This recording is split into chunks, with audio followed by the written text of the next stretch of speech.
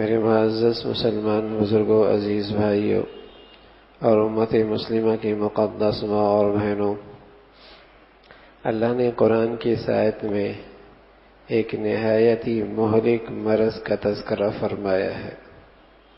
انتہائی خطرناک مرض ہے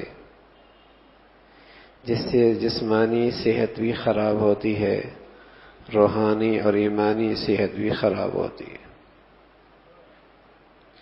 جس سے دنیا بھی خراب ہوتی ہے، عقبہ بھی، آخرت بھی خراب ہوتی ہے، جس کا نقصان جسم کو بھی پہنچتا ہے اور جس کا نقصان دل اور روح کو بھی پہنچتا ہے۔ ایسا مہلک مرض ہے جس کا اللہ رب العزت نے یہاں تذکرہ فرمایا ہے، اور وہ مرض ہے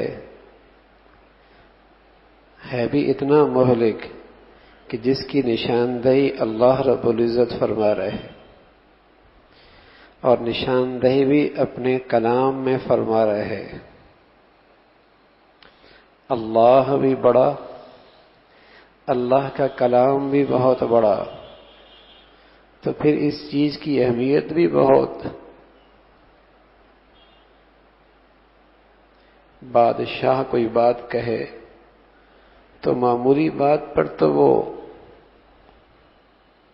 تحریر نہیں لکھا کرتا، پیغام نہیں دیا کرتا، وہ اپنے شاعر شان ہی کسی چیز پر تنبیہ کرتا ہے اور کسی چیز کے بارے میں آگاہ کرتا ہے، کسی چیز کے بارے میں خبردار کرتا ہے۔ تو یہاں احکم الحاکمین، بادشاہوں کا بادشاہ، اپنے کلام میں تذکرہ کر رہے، کلام اللہ۔ تو میرے عزیزو بتائیے کہ وہ مرض کتنا خطرناک ہوگا۔ یہ میں زیادہ زور اس لیے لگا رہا ہوں کہ بدقسمتی ہے کہ وہ مرض ہے انتہائی خطرناک، لیکن آج ہمارے معاشرے میں ذرا بھی اس کا احساس نہیں، ذرا بھی احساس نہیں۔ مرض اتنا خطرناک کہ اللہ خبر دے رہے اور اللہ اپنے کلام میں اس کا تذکرہ کر رہے، اور پھر وہ روحانی طور پر بھی صحت خراب کرتا ہے، جسمانی طور پر بھی صحت خراب کرتا ہے۔ اس مہلک مرض سے دنیا بھی خراب ہوتی ہے، آخرت بھی برباد ہوتی ہے، جسم کو بھی نقصان پہنچتا ہے، دل بھی خراب ہوتا ہے، ایسا مہلک۔ لیکن میرے عزیزو، آج اس مہلک مرض کا احساس نہیں۔ اچھے خاصے علم رکھنے والے، دین سے تعلق رکھنے والے، دینی مجالس میں آنے والے، نماز روزہ رکھنے والے، وہ بھی اس مرض میں مبتلا ہے۔ اور وہ مرض کیا ہے؟ قُل لِّلْمُؤْمِنِينَ يَغُضُّوا مِنْ أَبْصَارِهِمْ۔ وہ مرض یہ ہے کہ ان آنکھوں کو کسی حرام چیز پہ ڈالنا، غیر محرم پہ اس کی نگاہیں پڑ جائیں،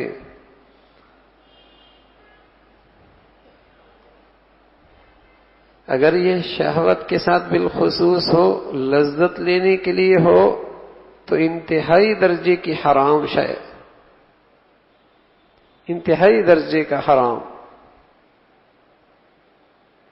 بد نظری، بد نگاہی، ایک طرف اس کا مہلک ہونا اتنا کہ اللہ اس کا تذکرہ کر کے خبردار کر رہا ہے۔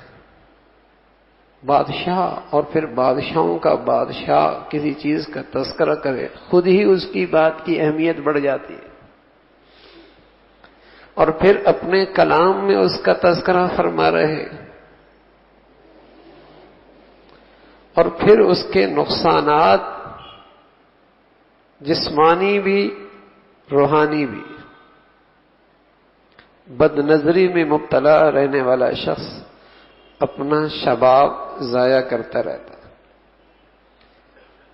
بد نظری میں رکھنے والا شخص جب اس آنکھ سے حرام لذت لیتا ہے تو حلال لذت سے محروم ہو جاتا. حالانکہ حلال لذت عبادت تھی، حلال لذت عبادت تھی. محبت سے اپنی اماں کو دیکھتا، محبت سے اپنے ابا کو دیکھتا تو پیارے نبی نے فرمایا ایک حج عمرے کا ثواب ملتا. یہ شخص اپنی بیوی کو محبت کی نظر سے دیکھتا اور بیوی اس کو محبت کی نظر سے دیکھتی تو پیارے نبی نے فرمایا ان دونوں کو اللہ اپنی رحمت کی نظر سے دیکھتے. اللہ اور اللہ کے رسول کی محبت کے بعد جو محبت اللہ کو سب سے زیادہ پسند ہے وہ شوہر کی اپنی بیوی سے محبت ہے، بیوی کی اپنے شوہر سے محبت ہے. لیکن جب اس آنکھ سے لذت حرام لی جائے حلال کی لذت نصیب نہیں ہوتی. حلال کی عبادت سے بھی محروم ہوتا ہے، حلال کی لذت سے بھی محروم ہوتا ہے. جسمانی صحت بھی خراب ہوتی ہے، ایمانی صحت بھی خراب ہوتی ہے. رسول اللہ صلی اللہ علیہ وسلم فرمایا کرتے تھے النظر سہم مسموم من سہام ابلیس، شیطان کے کمانوں میں سے یہ ایک تیر ہے نظر، اور تیر بھی ایسا جو زہر آلودہ. جس نے اسے ٹھنڈے پیٹ لے لیا،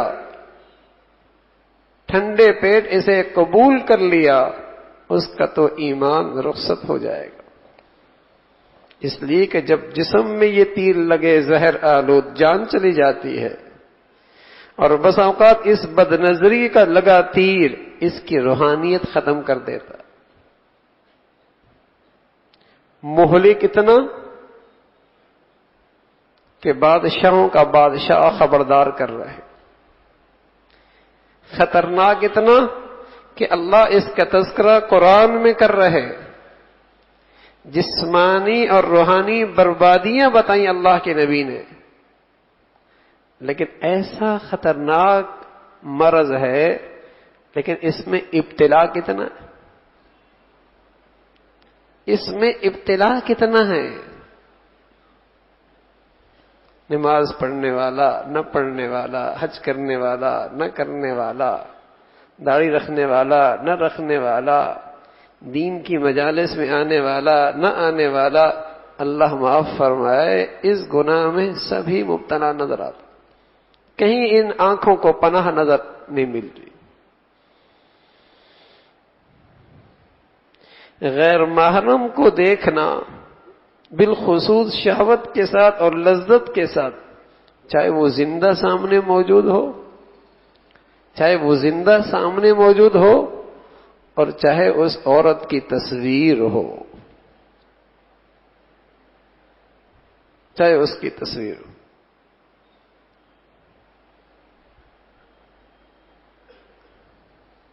ایسا حرام ہے یہ. تو یہ ایک مہلک مرض ہے میرے عزیزو. بد نگاہی اور عام ابتلا ہے، وبا کی طرح ہے. اور خاص طور پہ اس وقت اس زمانے میں جہاں گھر سے نکلو تو ان آنکھوں کو کہیں پناہ نصیب نہیں ہوتی. بورڈ دیکھیے، دائیں دیکھیے، بائیں دیکھیے، آگے دیکھیے، پیچھے دیکھیے، ان آنکھوں کو پناہ مشکل ہوگی. ثم لآتینہم من بین ایدیہم ومن خلفہم وعن ایمانہم وعن شمائلہم. شیطان نے قسم کھا کے کہا میں اس کے دائیں بھی آؤں گا، بائیں بھی آؤں گا، آگے بھی آؤں گا، پیچھے بھی آؤں گا، اور اسے رائے حق پہ چلنے نہیں دوں گا. لآتینہم من بین ایدیہم ومن خلفہم وعن ایمانہم وعن شمائلہم. ہر طرف سے آؤں گا. تو میرے عزیزو یہ ایک مہلک مرض ہے. اس کے ہوتی ہوئی نہ جسم صحت مند رہ سکتا ہے، نہ ایمان صحت مند رہ سکتا، نہ ظاہر صحت مند رہ سکتا ہے، نہ باطن صحت مند رہ سکتا اس مرض کے ہوتی ہوئی، اس مرض کے ہوتی ہوئی نہ ظاہر کی اصلاح نہ باطن کی اصلاح۔ یہ ایسی بڑی رکاوٹ ہے۔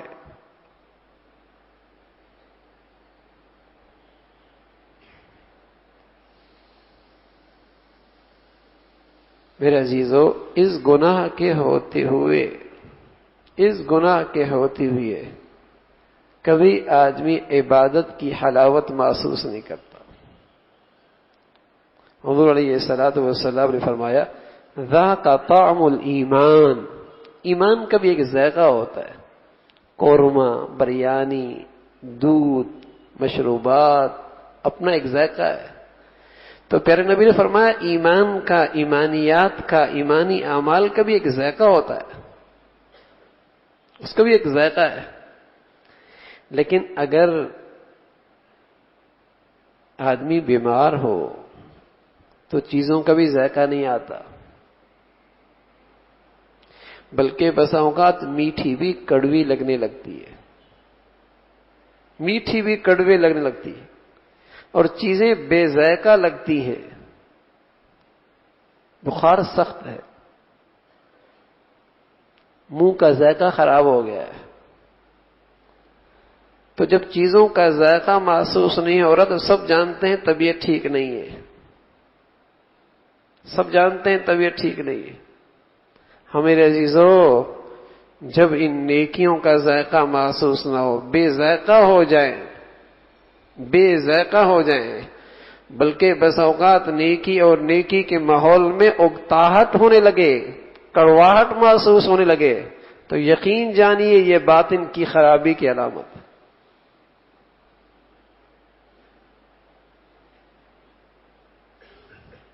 باطن کی خرابی کی علامت ہے۔ گپ شپ میں گھنٹے لگائے گا، لیکن مصلی پہ بیٹھ کے تھوڑی سی لمحات کے لیے ذکر کرنا اس کے لیے بہت مشکل ہے۔ محفلوں میں گھنٹے بیٹھ جائے گا، لیکن قرآن مجید کی تلاوت اس کے لیے ایک پہاڑ محسوس ہوگی۔ یہ باطن کی بربادی ہے۔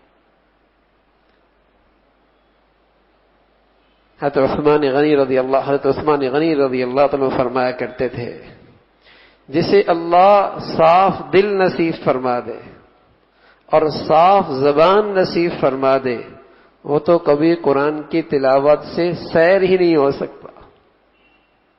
وہ بھی سچ فرماتے تھے، اور ہم جس زندگی سے گزر رہے ہیں وہ بھی ایک حقیقت ہے کہ جی ہی نہیں چاہتا تلاوت کا۔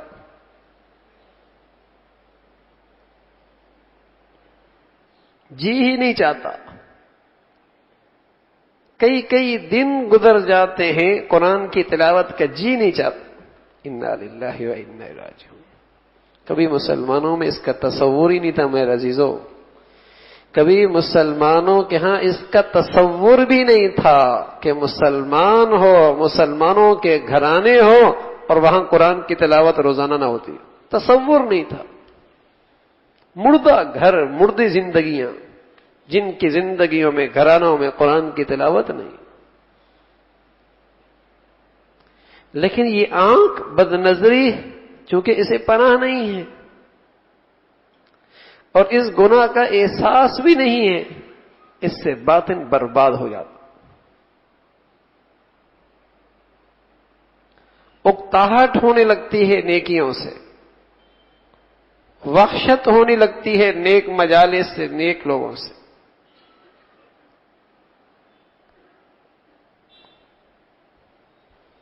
تو میرے عزیزو، یہ ایک مہلک مرض ہے جو باطن کو بھی برباد کرتا ہے، ظاہر کو بھی خراب کرتا ہے، آخرت کی بھی خرابی کا باعث ہے اور دنیا کے اندر بھی یہ بربادی کا باعث۔ کتنے ہنستے بستے گھر اس آنکھ کے راستے سے برباد ہو گئے۔ ابتدا آنکھ سے ہوئی، بات بڑھتی چلی گئی، اور رشتے ختم ہو گئے، حرام میں مبتلا ہو گیا، گھر اجڑ گیا، حلال محبت نفرتوں سے بدل گئی، حرام محبت اس میں مبتلا ہو گیا۔ آغاز کہاں سے ہوا؟ اس آنکھ سے ہوا۔ تبھی تو اللہ میاں فرما رہا ہے قل للمؤمنین یغضوا من ابصارہم ویحفظوا فروجہم، اس نگاہوں کو جھکاؤ گے، نتیجہ کیا نکلے گا؟ تمہاری شرمگاہیں محفوظ رہیں گی، تم پاک دامن رہو گے، پاک دامن رہو گے۔ اس لیے کہ جب آنکھ قابو میں نہیں رہتی تو دل قابو میں نہیں رہتا، اور جب دل قابو میں نہیں رہتا تو پھر شرمگاہ قابو میں نہیں رہتی۔ کتنے ہنستے بستے گھر اس آنکھ کے بے احتیاطی سے برباد ہو گئے، آخرت بھی برباد، دنیا بھی برباد۔ جس شخص کی نگاہیں آزاد ہوں اسے کبھی حلال لذت نصیب نہیں ہوتی، اسے کبھی حلال لذت نصیب نہیں ہوتی۔ پھر حرام نگاہ پر شیطان اپنا پورا شکار کھیلتا ہے، اسے بڑا پرکشش بنا دیتا ہے، بڑا پرکشش بنا دیتا ہے۔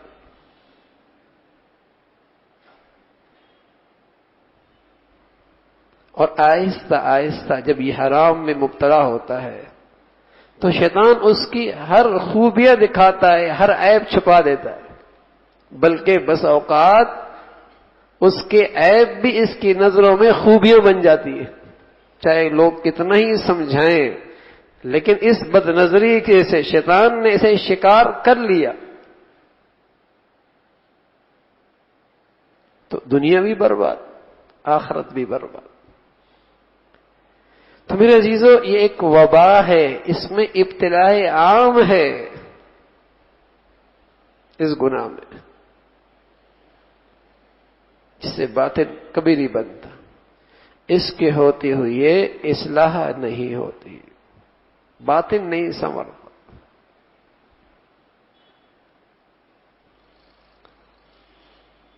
حضرت شیخ الاسلام صاحب دامت برکاتہم ایک مرتبہ فرمانے لگے، یہ کہتا ہے میں خبریں سن رہا ہوں، تو خبریں کون پڑھ رہی ہے؟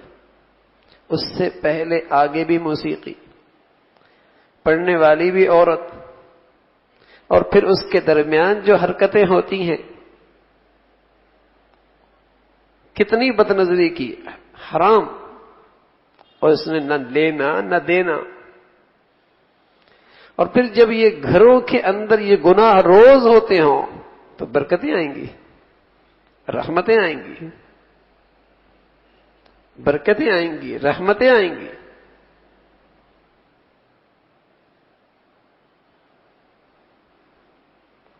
تو میرے عزیزو، یہ بد نظری ہے، یہ گناہ ہے، اور اس میں ابتلا بھی ہے،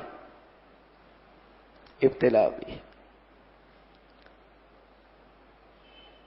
تو اصلاح کے لیے ضروری ہے اس آنکھوں کی حفاظت کا اہتمام ہو، اس کی حفاظت کا اہتمام۔ قل للمؤمنین یغضوا من ابصارہم، اللہ نے اس کا ایک طریقہ بتایا ہے، اپنی نظریں جھکا کے رکھا کرو، راہ چلتے، سفر کرتے۔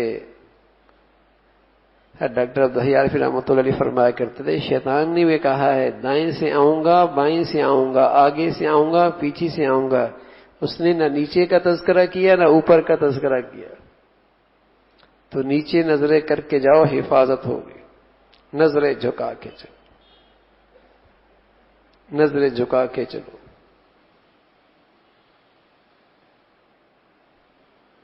تو اپنی نظروں کی حفاظت ہو۔ اور میرے عزیزو، اللہ رب العزت ہمیں یہ دولت نصیب فرما دے، اور رسول اللہ صلی اللہ علیہ وسلم نے فرمایا، جو اللہ کے ڈر کی وجہ سے، نہ دائیں ڈر نہ بائیں ڈر نہ کسی اور سے کوئی خطرہ، ایک اللہ کے خوف کی وجہ سے نظریں جھکا لے، فرمایا اللہ اسے ایمان کی حلاوت نصیب فرما۔ اسے اللہ ایمان کی حلاوت نصیب فرما. اللہ ہمیں اس کا ذائقہ نصیب فرما دے. میرے عزیزو، کہنے والے نے کہا کہ جب وہ سجدے میں جائے گا جی چاہے گا سجدے میں رہوں، ایسا لگتا ہے اللہ کے گود میں سجدہ ہو. تلاوت کرے گا جی کرے گا تلاوت کرتا ہی رہوں، ایسا مزہ آئے گا، ایسا مزہ آئے گا.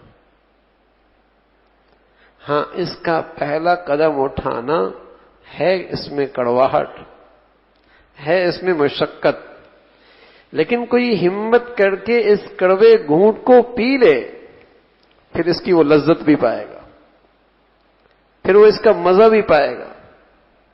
پھر اس لذت اور مزے کے بغیر چین نہیں آئے گا. مزہ تو اس گناہ کے اندر بھی آتا ہے، حرام کی لذت میں بھی مزہ آتا ہے، لیکن یہ مزہ ایسا ہے میرے عزیزو جیسے خارش کے مریض کو خارش میں مزہ آتا ہے. مزہ تو اسے بھی آتا ہے، لیکن صحت کا مزہ تو کچھ اور ہوتا ہے. مزہ تو خارش کے مریض کو بھی آتا ہے خارش میں، اور آتا بھی خارش میں اسی کو مزہ جس کو خارش کا مرض ہو. صحت مند کو نہیں ہوتا، صحت مند کو نہیں ہوتا. جو اس مرض میں مبتلا ہوتا ہے اس حرام لذت میں مزہ اسی آتا ہے، اور جسے اللہ نے اسے پناہ اس تو کانپنے لگتا ہے. بس اوقات اس کے رونگٹے کھڑے ہو جاتے ہیں، اسے تکلیف ہوتی ہے کہاں نظر پڑ گئی. تو خارش کرنے والے کو خارش میں مزہ آتا ہے، لیکن اس مزے کے بعد کیا ہوتا ہے؟ پہلے سے بڑھ کر خارش کا تقاضا اٹھتا ہے، اور بس اوقات جلد خراب ہو جاتی ہے، پیپ نکلتی ہے، خون نکلتا ہے، زخم ہوتا ہے. ہاں میرے عزیزو، اس بد نظری کا یہی نتیجہ ہے. لذت تو ملے گی، تقاضا اس سے بڑھ کر اٹھے گا، اور پھر اندر یہ زخم بھی کرے گا، اندر زخم بھی کرے گا، تکلیف بھی اٹھائے گا، اندر بے چینی بھی پیدا کرے گا. کڑوا گھونٹ پی لے اور ہمت کر کے اس خارش پہ خارش نہ کرے، ایک وقت کے بعد صحت ملے گی. تو صحت کی لذت اپنی ہوتی ہے، صحت کا مزہ اپنا ہوتا ہے. تو ہے کڑوا گھونٹ، یہ قدم ہے اٹھانا مشکل، لیکن جس نے ہمت کر کے اٹھا لیا اور کڑوا گھونٹ پی لیا، سبحان اللہ، پھر کچھ عرصے کے بعد اس کا مزہ اور لذت بھی پائے گا. دنیا میں بھی سبحان اللہ حلال زندگی کی لذت پائے گا، حلال نگاہوں کی لذت اور لطف پائے گا، اور عبادات کی روحانیت اور حلاوت اپنی جگہ محسوس کرے گا. اور اس کا دل ان آنکھوں کی حفاظت کی برکت سے ہر وقت ٹھنڈا رہے گا، نور سے بھرا ہوا رہے گا، نور سے بھرا ہوا رہے گا. اس لیے کہ پیارے نبی علیہ الصلوۃ والسلام نے بتایا ہے کہ جس شخص نے اللہ کی خاطر اس نظرے کی حفاظت کر لی، اللہ اسے ایسی حلاوت نصیب فرمائے گا، ایمان ایسا ایمان دے گا جس کی وہ حلاوت محسوس کرے گا. تو ہے کڑوا گھونٹ، لیکن میرے عزیزو اس کا پھر مزہ بھی ایسا ہی ہے، اس کی لذت بھی ایسی. اگر ہم صبح سے شام اور شام سے لے کر صبح تک تہیا کر لیں کہ اس نظر سے غلط نہیں دیکھنا، یقین جانیں آپ اپنی عبادت کے لذت خود محسوس کریں، اس میں لذت خود محسوس کریں. لیکن میرے عزیزو اب ہوتا کیا ہے؟ عشاء پڑھی، فجر کی توفیق نہیں ہوتی، اس لیے کہ اس عشاء اور فجر کے درمیان یہ کتنا حرام کیا جاتا ہے، کتنا حرام کیا جاتا ہے. گھر دیکھے تو وہاں، شادیاں دیکھے تو وہاں، محفلیں دیکھے تو وہاں، پھر اسے کون سا نور اٹھائے؟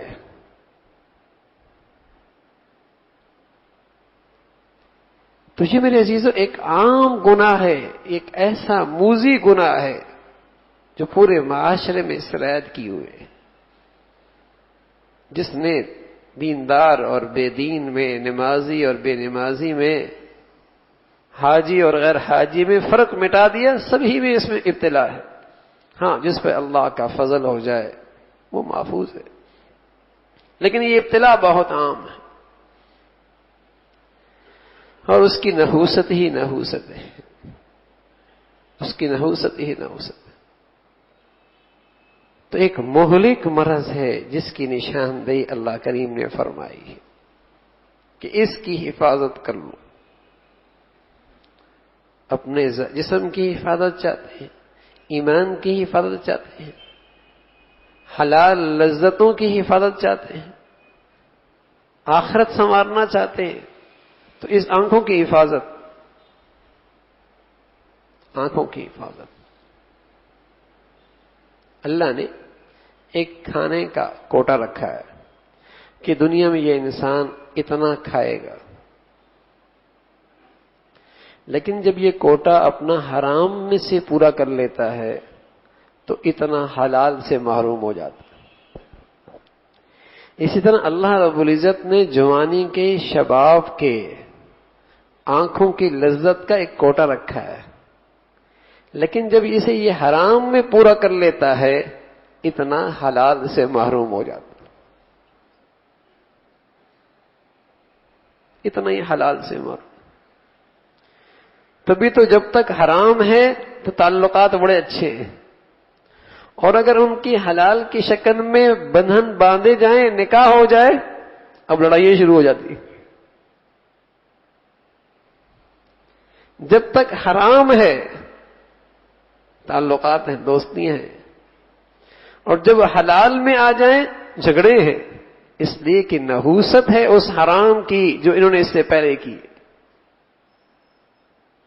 اس حرام کی نحوست۔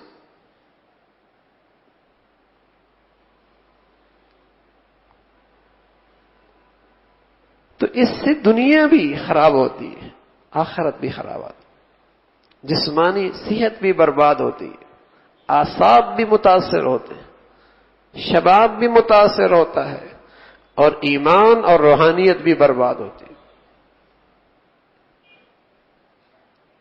تو نظروں کی حفاظت میرے عزیزو اللہ کا حکم ہے، کوئی مستحب نہیں ہے کہ کر لیے تو ٹھیک ہے، کوئی نفل نہیں ہے کہ کر لیے تو ثواب ملے گا۔ اس حکم کو چھوڑنے والا حرام کا ارتکاب کرتا ہے، اور اس حکم کو پورا کرنا فرض ہے۔ اللہ کا حکم ہے نظروں کی حفاظت کرو، اللہ کا حکم ہے، اور یہ حکم مردوں کے لیے بھی ہے، عورتوں کے لیے بھی ہے۔ مردوں سے بھی کہا تم بھی اپنی نظروں کے جھکا لو، عورتوں سے بھی کہا تم بھی اپنی نظروں کو جھکا لو۔ قل للمؤمنین یغضوا من ابصارهم ويحفظوا فروجهم وقل للمؤمنات يغضضن من ابصارهن ويحفظن فروجهن۔ سبحان اللہ، اللہ بھی انسانی نفسیات سے خوب واقف ہے نا۔ نماز کا ذکر آیا، عورت اور مرد کا الگ ذکر نہیں کیا، بلکہ فرمایا اقیموا الصلاۃ، نماز پڑھو، اس میں عورتوں کا ذکر بھی آ گیا۔ زکوٰۃ کا ذکر آیا، کہا آتوا الزکاۃ، اس میں خود بخود عورتوں کا ذکر آ گیا۔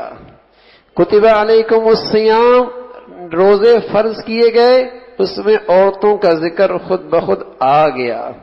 وَلِلَّهِ عَلَى النَّاسِ حِجُّ الْبَيْتِ مَنِ اسْتَطَاعَ إِلَيْهِ سَبِيلًا، عورتوں کا ذکر بھی ضمناً آ گیا۔ اس میں علیحدہ سے عورتوں کا ذکر نہیں کیا۔ میرے عزیزو، اس حکم کی اہمیت دیکھیے، اور اللہ رب العزت مرد عورت کو کیسے تنبیہ فرمانا چاہتے ہیں، کیسے اس مہلک مرض سے خبردار کرنا چاہتے ہیں کہ قل للمؤمنین یغضوا من ابصارہم، مردوں کا ذکر علیحدہ فرمایا، وقل للمؤمنات یغضضن من ابصارہن، عورتوں کا ذکر علیحدہ فرمایا۔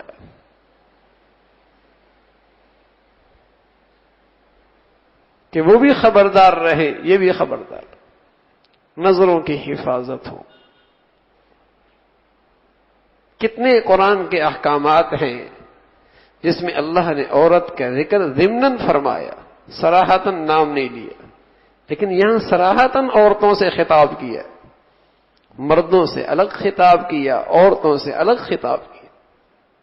نظروں کی حفاظت، اس لیے کہ اس گناہ کی بربادی بہت ہے، اس گناہ کی نحوست بہت ہے۔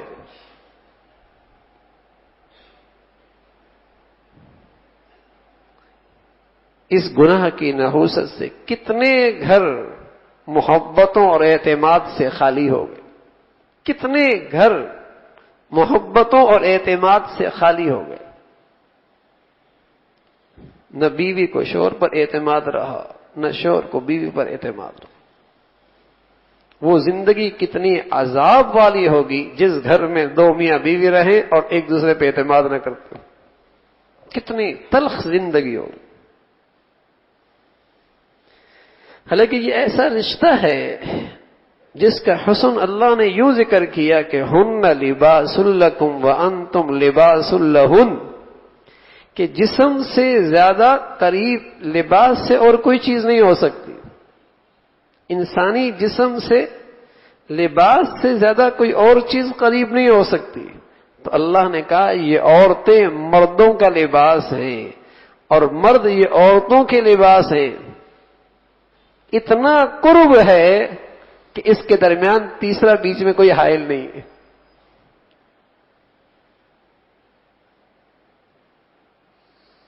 اتنا قریب ہے، اور اس مرد کی زندگی عورت کے سامنے کھلی ہوئی ہے، اس کو اس پر اعتماد ہے کہ یہ لباس کا کام دے گی اور میرے سارے کمیوں کو پردہ ڈال کے چھپا لے گی۔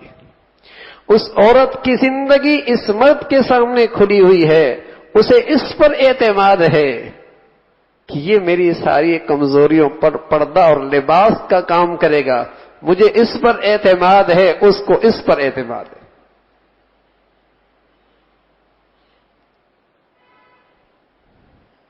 اتنا قرب ہے۔ لیکن میرے عزیزو، جب یہ آنکھیں غلط استعمال ہوں، اللہ حفاظت فرمائے، یہ جو اعتماد کی مبارک فضا ہے گھرانوں میں، یہ ختم ہو جاتا۔ یہ میاں بیوی کا جو قرب کا رشتہ اعتماد کا ہے، اس میں دیواریں کھڑی ہو جاتی ہیں بد اعتمادی کی۔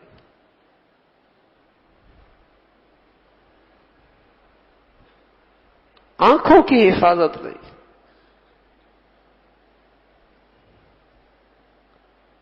ہاں میرے عزیزو، مرد چاہے عورت حفاظت کرے، خود جو چاہے دیکھتا رہے، تو میرے عزیزو اس سے بھی بات نہیں بنتی، اس سے بھی بات نہیں بنتی۔ مرد بھی اس حرام سے بچے، عورت بھی اس حرام سے بچے۔ ہن لباس لکم وانتم لباس لہن، یہ ایک اعتماد کی زندگی ہے، لیکن اس آنکھوں کے غلط استعمال سے، اس کی نحوست سے شیطان کیا کر دیتا ہے؟ اس لیے کہ جب آدمی حرام دیکھتا ہے تو حرام کا سارا حسن شیطان اس کے سامنے پیش کر دیتا ہے، اور حلال کے سارے عیب اسے دکھاتا ہے۔ جب یہ حلال رشتہ دیکھا ہے تو خوردبین لگا کر اس کے عیب دیکھتا ہے، اور جب حرام دیکھتا ہے تو مثبت کا چشمہ پہن کے ہر چیز اس کی اچھی لگتی ہے، ہر چیز اچھی لگتی ہے۔ اور جسے اللہ رب العزت یہ آنکھوں کی حفاظت نصیب فرما دے، سبحان اللہ، اسے اللہ پھر حلال میں لذت نصیب فرما دے، اور حلال میں اللہ قناعت نصیب فرما دیتا، اور حلال میں اللہ سکون نصیب فرما دیتا۔ حلال اور عبادت کی حلاوت اسے نصیب ہوتی، اس کی آنکھوں کی کشش بڑھ جاتی ہے، دل کی نورانیت بڑھ جاتی ہے، دل کی نورانیت بڑھ جاتی ہے۔ ایک ہوتے نا بصارت. بس اوقات اللہ رب العزت جس طرز کی نیکی ہوتی ہے اسی طرز کا بدلہ نصیب فرماتے ہیں، اور جس نوعیت کا گناہ ہوتا ہے اللہ اس کی سزا بھی اسی نوعیت کی عطا فرماتے ہیں. تو بصارت آنکھوں کی نگاہ کا نام ہے. بصارت جب آدمی اس بصارت کی حفاظت فرماتا ہے تو اللہ اسے دل کی آنکھیں نصیب فرماتا ہے، جسے بصیرت کہتے ہیں. جسے بصیرت کہتے ہیں. اتقوا فراست المومن فإنه ينظر بنور اللہ. مومن کی فہم اور سمجھ سے بچ، اس لیے کہ وہ اللہ کے نور سے دیکھتا ہے. جتنی آنکھوں کی حفاظت کرے گا اتنی اس کے دل کی بصیرت بڑھے گی. یہی وجہ ہے یہ آنکھوں کی بصارت اللہ دوستوں کو بھی دیتا ہے، دشمنوں کو بھی دیتا ہے، ظالموں کو بھی دیتا ہے، مظلوموں کو بھی دیتا ہے، اپنوں کو بھی دیتا ہے، بیگانوں کو بھی دیتا ہے، مسلمان کو بھی دیتا ہے، کافر کو بھی دیتا ہے. لیکن میرے عزیزو، یہ دل کی آنکھیں اللہ صرف اپنے دوستوں کو عطا فرماتا ہے. یہ دشمن کو نہیں ملتی، یہ باغی اور نافرمان کو نہیں ملتی. تو جتنی اس آنکھ کی بصارت کی حفاظت کرے گا اللہ اسے دل کی بصیرت نصیب فرمائے. یہ آنکھوں کی بصارت کی حفاظت جس اعلیٰ درجے کی ہوگی اسی اعلیٰ درجے کی اللہ اسے بصیرت نصیب فرمائے. چیزوں کی حقیقت تک رسائی عطا فرمائیں گے، چیزوں کی حقیقت سمجھائیں گے. یہ بصیرت آنکھوں کی بصارت کی حفاظت کے بدولت ملتی.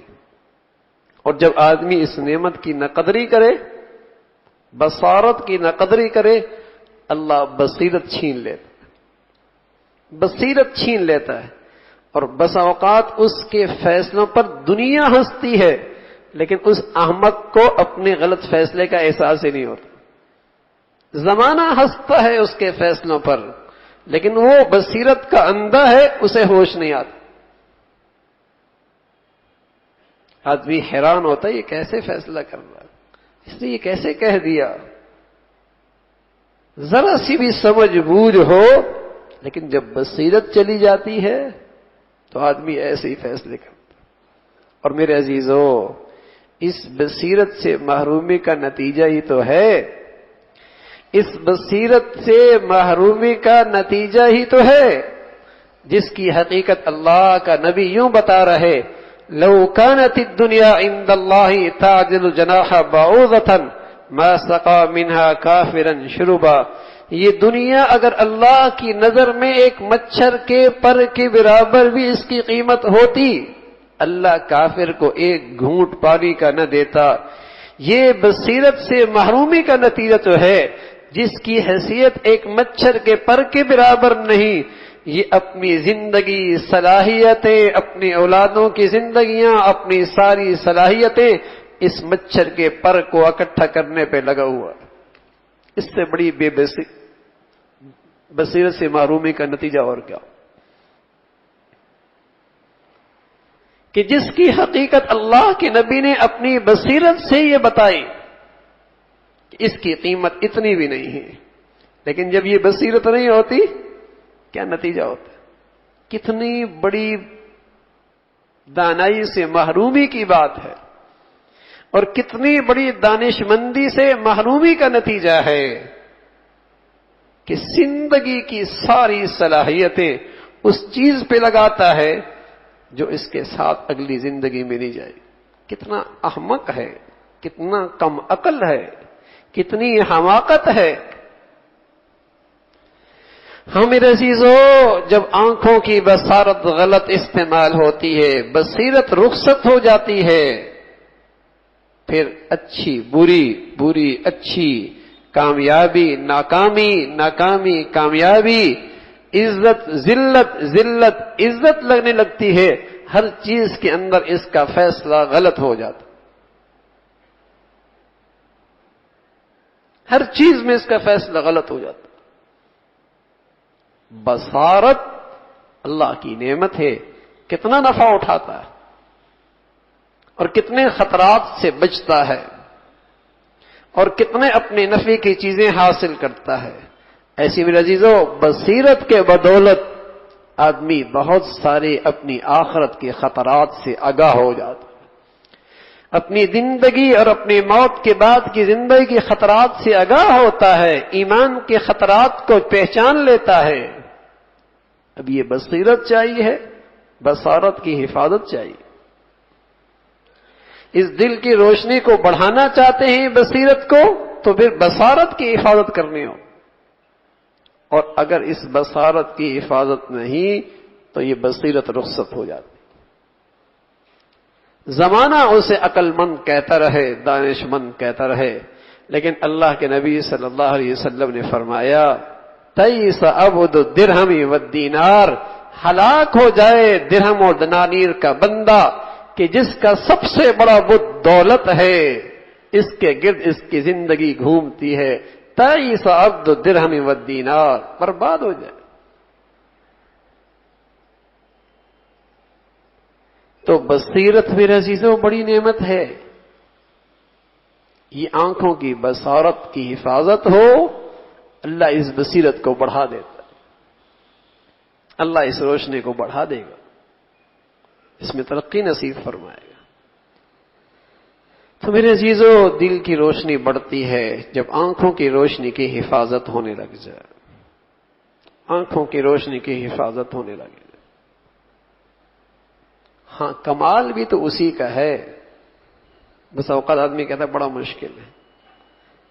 کمال بھی تو اسی کا ہے کہ جس کے اندر دیکھنے کی صلاحیت اور جذبہ بھی پیدا ہو رہا ہے، لیکن اللہ کی خاطر اسے جھکا دے، اللہ کی خاطر۔ والذین جاہدوا فینا لنہدینہم سبلنا، جو ہمارے راستے میں مجاہدہ اور کوشش کرتا ہے پھر ہم اس کے لیے ہدایت کا راستہ آسان کر دیں۔ اللہ کی خاطر مجاہدہ کرو، اللہ کی خاطر، اور یہ کڑوا گھونٹ پی جائیں پھر اس کی لذت دیکھیں۔ اور میرے عزیزو اس کے لیے کوئی وظیفہ نہیں ہے، اس کے لیے کوئی وظیفہ نہیں ہے، اس کے لیے بس ایک ہی وظیفہ ہے، اور وہ وظیفہ ہمت کا ہے۔ بغیر ہمت کے یہ نہیں ہوتا، ہمت کرنی پڑتی۔ سبحان اللہ، حضرت یوسف علیہ السلام نے جب ایسے ماحول میں نظریں ڈالی جہاں سارے دروازے بند ہیں، سارے دروازے بند ہیں، اپنی ہمت سے دوڑ تو پڑے جو ان سے بن پاتا تھا، اور پھر اللہ سے کہا اللہ جو میری طاقت میں تھا وہ میں نے کر لیا، اب جو آپ کی طاقت میں آپ فرما دے۔ سارے تالے ٹوٹنے لگ گئے۔ حضرات علماء نے لکھا ہمت کرو اور پھر اللہ سے کہو مولا ہم تو اتنی ہمت کر سکتے تھے، آگے مدد آپ فرما دیں، اللہ کی طرف رجوع کریں، اللہ رب العزت نجات نصیب فرمائیں گے۔ لا الہ الا انت سبحانک انی کنت من الظالمین فاستجبنا له ونجیناہ من الغم وَكَذَلِكَ نُنْجِي الْمُؤْمِنِينَ۔ حضرت یونس علیہ السلام مچھلی کے پیٹ میں 3 دن رہے، سمندر کا اندھیرا، رات کا اندھیرا، مچھلی کے پیٹ کا اندھیرا۔ کیا کہا؟ اللہ کی طرف رجوع کیا۔ اللہ نے کہا ہم نے اس کا رجوع سن لیا، اور آگے ایک بات کہی، فرمایا وَكَذَلِكَ نُنْجِي الْمُؤْمِنِينَ، ہم ایمان والوں کو ایسی نجات دیا کرتے ہیں۔ تو کیا سارے ایمان والے مچھلی کے پیٹ میں جائیں گے؟ حضرات علماء نے لکھا کیا سارے ایمان والے مچھلی کے پیٹ میں جائیں گے کہ اللہ نے کہا ایمان والوں کو ہم نجات دیں گے؟ نا، قرآن یہ بتا رہا کہ جیسے حضرت یونس علیہ السلام مچھلی کے پیٹ میں گئے، تمہارے زندگی میں بھی خواہشات کے گناہوں کے اندھیرے آئیں گے، لیکن اگر تم میری طرف متوجہ ہو گئے، مجھ سے مدد مانگی، میں تمہیں بھی ان اندھیروں سے ایسی نجات دے دوں گا۔ وَكَذَلِكَ نُنْجِي الْمُؤْمِنِينَ، جیسے اللہ نے وہاں اندھیروں سے نجات دی ہے، اگر تمہاری زندگیوں میں خواہشات کی، نفس پرستی کی، عریانی اور فحاشی کے یہ اندھیرے آ گئے تمہاری زندگیوں میں اور تم نے ہم سے مدد چاہی، ہم ایمان والوں کو ایسی نجات دیا کرتے، ہم تمہیں بھی نجات دے دیں گے۔ تو میرے عزیزو، عریانی اور فحاشی کی ہر طرف اندھیرے پھیلے ہوئے ہیں، نہ کوئی گھر خالی ہے، نہ کوئی محفلیں اور شادیاں خالی ہیں، نہ بازار خالی ہیں، نہ تعلیمی ادارے خالی ہیں، الامان والحفیظ۔ لیکن ہمت سے کام جو لے اور اپنے اللہ کی طرف رجوع کرے تو اللہ کا وعدہ ہے ہم اسے ضرور نجات نصیب کریں گے، ہم اسے ضرور نجات دے دیں۔ کوئی شخص اللہ سے صحت مانگے، اللہ سے دولت مانگے، اللہ سے بیٹا مانگے، اللہ سے منصب مانگے، لیکن اللہ علیم ہے، وہ بس اوقات یہ چیزیں نہیں دیتا، اس سے بہتر چیز دے دیتا ہے۔ اللہ اس سے بہتر چیز دیتا ہے اور اس کا اجر و ثواب کل کے لیے رکھ دیتا ہے۔ لیکن میرے عزیزو، کوئی آدمی اللہ سے ہدایت مانگے، تقوی مانگے، چونکہ اللہ کے ہاں اس سے بہتر کوئی اور چیز ہے نہیں، اللہ کے ہاں اس سے بہتر کوئی چیز ہے اور ہے نہیں، تو اللہ رب العزت یہ ہدایت کی دعا ضرور قبول کرتے۔ ہو سکتا ہے بیٹا مانگے، ساری زندگی مانگتا ہے نہ ملے، نبیوں کو نہیں ملا، بعضوں کو۔ ہو سکتا ہے ساری زندگی مال مانگے لیکن اللہ حکیم ہے، جانتا ہے مل جائے گا سرکش ہو جائے گا۔ ہو سکتا ہے ساری زندگی صحت مانگے، وہ کریم داتا جانتا ہے مل جائے گی ظالم بن جائے گا، اس کی خیر خواہی میں اسے نہ دے دے، اس کے بدلے میں دوسری چیز دے دے، اجر و ثواب دے دے۔ لیکن بندہ اللہ سے ہدایت مانگے، گناہوں سے تقوی مانگے، تو میرے عزیزو یہ اللہ ضرور نصیب فرماتے ہیں، اس لیے کہ اللہ کے ہاں اس سے بہتر اور کوئی چیز نہیں، اس سے بہتر کوئی چیز نہیں۔ تو ہمت کریں میرے عزیزو، تہیہ کریں کہ اب آنکھوں کی حفاظت کرنی، آنکھوں کی حفاظت کرنی، اور کبھی پھر اس آزمائش میں مبتلا ہو گئے، غلطی کر بیٹھے، فوراً اپنے اللہ کی طرف رجوع کریں اور معافی طلب کریں، فوراً اللہ کی طرف رجوع کریں، معافی طلب کریں اور اس آزمائش سے اللہ سے مدد مانگیں۔ تو اگر یہ دو کام کر لیے، ہمت کر لی، اللہ کی سے مدد مانگ لی، تو میرے عزیزو اللہ کی ذات سے امید ہے اللہ اس مہلک اور اس موذی مرض سے ہم سب کی حفاظت فرمائے گا۔ اللہ مجھے بھی اور آپ کو بھی جو کچھ کہا سنا عمل کے توفیق نصیب فرما دے۔ وآخر دعوانا الحمدللہ رب العالمین۔ اللہم لک الحمد کلو ولک الشکر کلو، اللہم لک الحمد کلو ولک الشکر کلو، اللہم لک الحمد کلو ولک الشکر کلو، اللہم اعنا علی ذکرک و شکرک و حسن عبادتک۔ اے مولا جو کچھ کہا سنا عمل کی توفیق نصیب فرما، ایمان والی، سکون والی، چین والی، راحت بھری زندگی نصیب فرما۔ اے اللہ تمام حاضرین حاضرات کی تمام زائد حاجات کو پورا فرما، مشکلات کو آسان فرما، پریشانیوں کو ختم فرما، پورے دین پہ چلنا آسان فرما، تقوی کی زندگی نصیب فرما، آنکھوں کی زبان کی حفاظت نصیب فرما۔ اے مولا ہماری خطاؤں کو، گناہوں کو معاف فرما، اس کی جو نحوست ہماری زندگی میں ہے اے اللہ گناہوں کو بھی معاف فرما دے، اس نحوست کو بھی ختم فرما دے۔ اے اللہ حرام سے محفوظ فرما، حلال میں برکت نصیب فرما۔ اے اللہ حرام سے محفوظ فرما، حلال میں برکت نصیب فرما۔ اے مولا حادثات سے، سانحات سے، موذی اور دیرپا بیماریوں سے محفوظ فرما، بے حیائی، فحاشی اور یعنی کے فتنوں سے ہم سب کی حفاظت فرما۔ اے اللہ ہمیں اپنے بچے بچیوں میں خوشیاں نصیب فرما، اولادوں کے فتنوں سے، آزمائشوں سے، نافرمانیوں سے محفوظ فرما۔ مولا جو بچیاں ہیں ان کے لیے نیک صالح رشتوں کا انتظام فرما۔ اے اللہ بچوں کے لیے نیک، نوجوانوں کے لیے نیک جوڑوں کا انتظام فرما۔ اے اللہ اپنے فضل سے، اپنے کرم سے جو بچیاں گھروں میں جا چکی ہیں ان کے گھروں کو محبت اور تقوی سے آباد فرما، ٹوٹ پھوٹ کو ختم فرما، نفرتوں کو ختم فرما۔ اے مولا کریم اپنے فضل سے ساری امت مسلمہ کے حال پہ رحم فرما۔ مولا مساجد کی، مدارس کی، مکاتب کے علماء کی حفاظت فرما، جو بھی جہاں کہیں بھی تیرا دین کا کام اخلاص سے کر رہے، اے اللہ جو تیرے ہاں مقبول ہیں ان کی عظمت، محبت، قدر نصیب فرما، ان کی محنتوں، قربانیوں کو قبول فرما کر دین کو سربلندی نصیب فرما۔ مولا ہماری زندگیاں، صلاحیتیں، وسائل اپنی چاہت کے مطابق استعمال فرما۔ اے اللہ امت مسلمہ کو نیک صالح قیادت نصیب فرما، اہل اسلام کی قدم قدم پہ مدد اور نصرت فرما۔ مولا کریم ہمارے وطن عزیز کو استحکام نصیب فرما، اسے امن اور سلامتی کا گہوارہ بنا، یہاں دین کا بول بالا فرما۔ جو بدقسمت لوگ مسلمانوں میں نفرتوں کا بیج بول رہے، بے حیائی اور فحاشی کا فروغ دے رہے، اے اللہ انہیں بھی ہدایت نصیب فرما۔ اے اللہ اگر ان کی قسمت میں ہدایت نہیں، ان ظالموں سے اہل پاکستان کی حفاظت فرما۔ اے مولا کریم اپنے فضل سے ہمارے ملک پہ رحم فرما، ہمارے شہر پہ رحم فرما، ہم سب کے حال پہ رحم فرما۔ اے اللہ ہم سب کے حال پہ رحم فرما، اے اللہ ہم سب کے حال پہ رحم فرما۔ ربنا تقبل منا انك انت السميع العليم وتب علينا انك انت التواب الرحيم، وصلى الله على سيدنا محمد وعلى آله واصحابه اجمعين برحمتك يا رب۔